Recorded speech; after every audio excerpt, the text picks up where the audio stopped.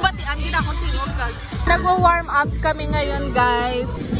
Yan. Ang ganda ng umaga ngayon. Kasawa yung yung owner ng Choreograph Academy. ang RK namin kaibigan. Celebration natin about Provincial Environment Consciousness Month. We're gonna celebrate natin Tagap Tuig in the month of November. We are now gonna gather sa starting line behind the red ribbon. Grabing tagahawit sa red ribbon. Guys, nandito na kami sa red na line and magsa-start na yung aming dalagan-dalagan. Tinatali pa nila yung red ribbon kasi nabugto. Wala pa ka ribbon cut. Nabugto. 5, 4, 3, 2, 1.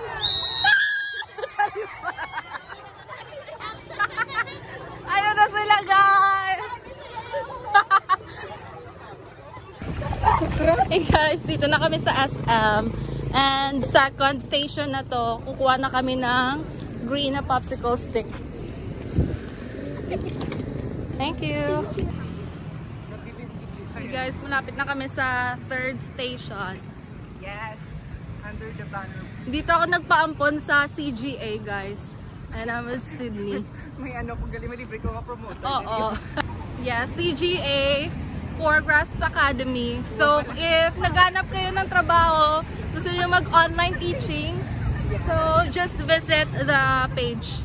And you can send an email or message Sydney directly. Guys, dito na kami sa third station dito sa airport. We're now gonna get our red popsicle sticks. Then after this, final na. Kukuha na kami ng time namin kung anong oras kami dumating or ilang minutes yung aming run. There, red flag.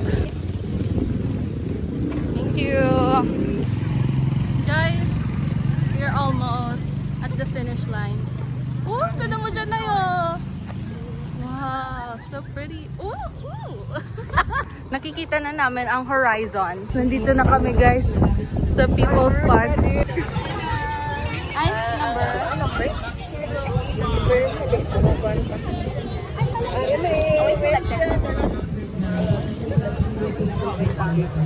May mabato, it's still waste. Oo, kamay malanga bato ah. Nakarating na kami dito, hindi kami kukuha ng snacks. Ang ganda ng umaga. Dito na kami sa finish line. And kukuha kami ng snacks. That's our moon. Environment. So this time, let's continue the fun.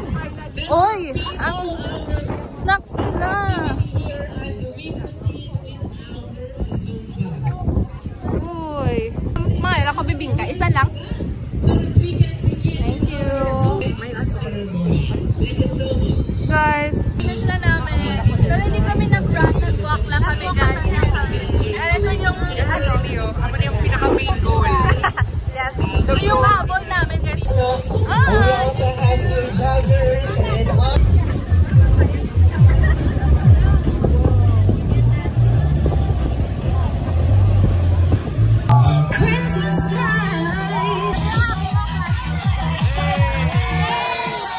Nanalo po yung representative ng CGA.